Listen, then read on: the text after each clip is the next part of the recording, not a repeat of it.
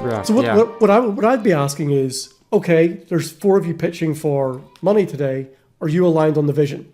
Can I do a vision alignment check on, if 10 studios are pitching for funding for me, I've got 100 million in the bank and I'm going to give some money to someone. 10 people are pitching to me. They all think they can make this game whatever we want or whatever way it's working, right? I'd be checking the alignment of that team. Are they aligned on what they're making? Are they aligned first of all? That team is way ahead of the other 9, right? They've probably got a better. They've got a better. If I'm a betting person and they are, and I'm putting my money somewhere, this is the leading predictor of the team's success, right? Vision alignment is the leading predictor of that team getting the job done. This alignment check would say that team is more aligned than all these other people. Either you take that team or you fix the other ones, like realign them. It's up to you. And if there's a mismatch, if there's a match between, okay, they were the most aligned and we want that game to be made, we believe in them, let's go on that journey.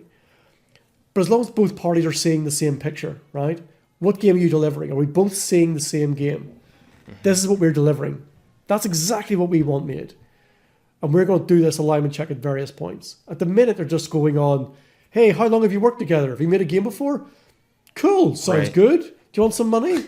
And then they're surprised at 1 in 10. 2 of your people worked at Blizzard /Bungie /Supercell /Riot /Epic. Oh, you must be good. So here's what I do. When I see those stories of game closure, including the one yesterday that we talked about and all the other ones, I look for words industry veteran. And it's nearly in every single one.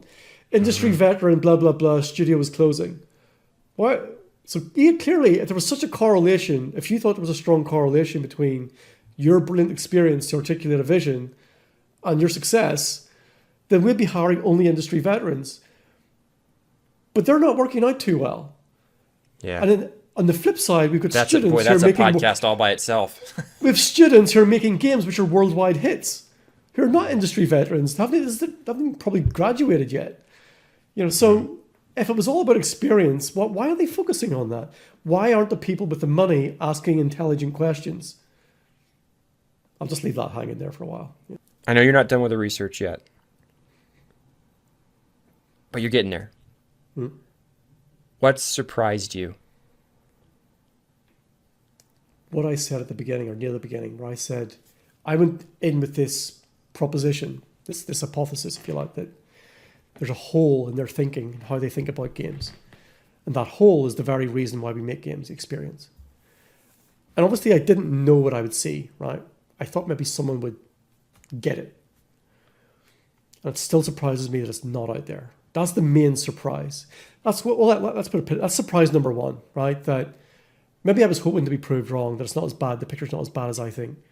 But it appears it is as bad as maybe I think. That this high degree of failure is directly linked to how you're thinking about games.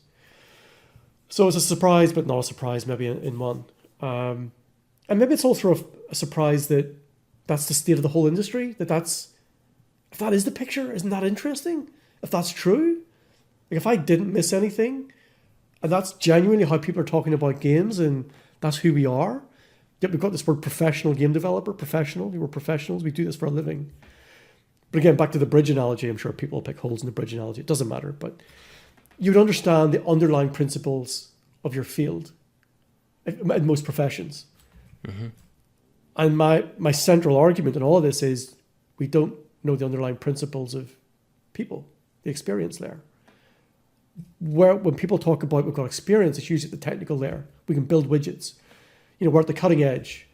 Or cutting edge of what? You mean technology really, right? That's all you're talking about here. It's certainly not understanding people or understanding things like that. And this mantra, it even come up today in an article, they said, I think it was that studio that was closing or being shuttered, they said, building games is hard. I forget how many times I've heard that. But my retort is, which bit exactly? Is it doing the art? No, we can do the art. Is it the programming? No, we can do the programming. Is it making the audio? No, we can do the audio. So which bit is it? When you say games are hard, tell me specifically which bit is hard. And I think it's bringing those things together, which we call vision. They can't articulate the vision.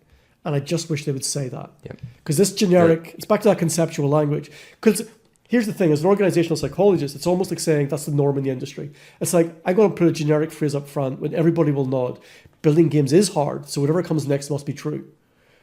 But it's like, no, just stop for a second. Let's stop. Let's put a pin in that building games is hard. I want you to articulate which bit specifically, very specifically, you cannot do.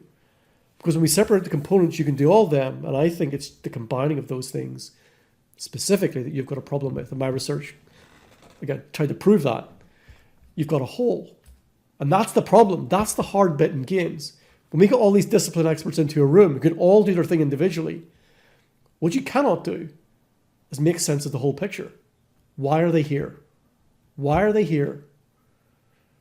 Yeah. You can't tell me that. Nobody of these people I'm pointing to a pile of transcripts. Nobody can tell me that. Did you enjoy this episode? If you did and are looking for more conversations like this one, join the Building Better Games Discord community. It's for leaders and producers in game dev who are frustrated with solving the wrong problems and who want to share experiences and learn how to lead and build better games. Check out the show notes to join. I'll see you there.